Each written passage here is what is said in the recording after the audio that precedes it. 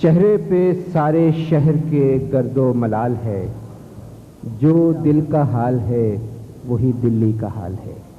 تشریف لاتے ہیں ملک زادہ منظور صاحب۔ چند شعر میں پیش کر رہا ہوں حضرات۔ ابھی جناب سلیم جعفری نے ایک بات کہی تھی کہ ادب جغرافیائی حد بندیوں سے بالاتر ہو کر عالم انسانیت کی میراث ہوا کرتا ہے۔ آپ سماعت فرمائیں، بہت سے مشترکہ مسائل ہیں کہ ممکن ہے کہ اس غزل میں ان کی نشاندہی ہو۔ ملاحظہ فرمائیں مطلع کہ معمول پہ ساحل رہتا ہے، فطرت پہ سمندر ہوتا ہے۔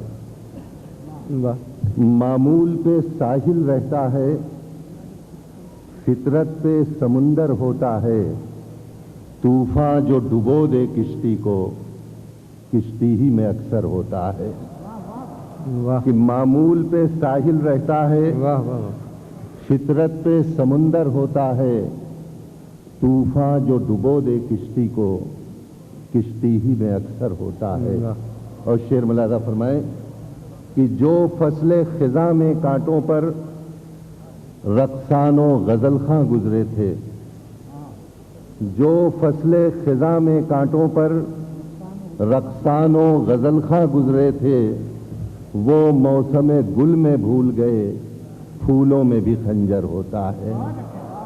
کہ جو فصل خزاں میں کانٹوں پر رقصان و غزل خاں گزرے تھے، وہ موسم گل میں بھول گئے، پھولوں میں بھی خنجر ہوتا ہے۔ اور یہ شعر بھی ملاحظہ فرمائیں کہ اب دیکھ کے اپنی صورت کو ایک چوٹ سی دل پر لگتی ہے۔ اب دیکھ کے اپنی صورت کو ایک چوٹ سی دل پر لگتی ہے، گزرے ہوئے لمحے کہتے ہیں آئینہ بھی پتھر ہوتا ہے۔ کہ اب دیکھ کے اپنی صورت کو ایک چوٹ سی دل پر لگتی ہے، گزرے ہوئے لمحے کہتے ہیں آئینہ بھی پتھر ہوتا ہے۔ اور شعر ملاحظہ فرمائیں کہ اس شہر ستم میں پہلے تو منظور بہت سے قاتل تھے۔ اس شہر ستم میں پہلے تو منظور بہت سے قاتل تھے، اب خود ہی مسیحا قاتل ہے، یہ ذکر برابر ہوتا ہے۔ اس شہر ستم میں پہلے تو منظور بہت سے قاتل تھے، اب خود ہی مسیحا قاتل ہے، یہ ذکر برابر ہوتا ہے۔ تین چار شعر اور غزل کے ملاحظہ فرما لیں حضرات۔ مطلع تو برائے مطلع سن لیں، اس کے بعد شاید حالات کا عکس ہو۔ کہ شکوہ میرا شرمندہ احساں سا لگے ہے، شکوہ میرا شرمندہ احساں سا لگے ہے، جب تیرا تغافل بھی پشیماں سا لگے ہے۔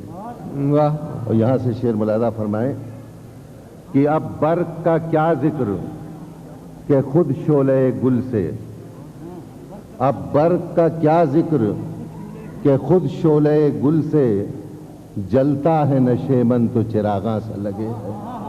اب برق کا کیا ذکر کہ خود شعلہ گل سے، جلتا ہے نشیمن تو چراغاں سا لگے ہے۔ اور شعر ملاحظہ فرمائیں کہ تعبیر کو کیا روئیں کہ اس دور خرد میں، تعبیر کو کیا روئیں کہ اس دور خرد میں، جو خواب ہے وہ خواب پریشاں سا لگے ہے۔ تعبیر کو کیا روئیں کہ اس دور خرد میں، جو خواب ہے وہ خواب پریشاں سا لگے ہے۔ اور یہ شعر بھی ملاحظہ فرما لیں کہ اس طرح سے آئی ہے بہار اپنے چمن میں، اس طرح سے آئی ہے بہار اپنے چمن میں، گلچی ہو کہ گل چاک گریباں سا لگے ہے۔ اور آخری شعر کہ آئینہ مہتاب میں ہنستا ہوا چہرہ، آئینہ مہتاب میں ہنستا ہوا چہرہ، آئینہ ایام میں حیراں سا لگے ہے، واہ واہ واہ، شکوہ میرا شرمندہ احساس سا لگے ہے، جب تیرا تغافل بھی پشیماں سا لگے ہے۔ سبحان اللہ، سبحان اللہ، سبحان اللہ۔ اصرار ہے محترم کا، اس وجہ سے میں دعوت دے رہا ہوں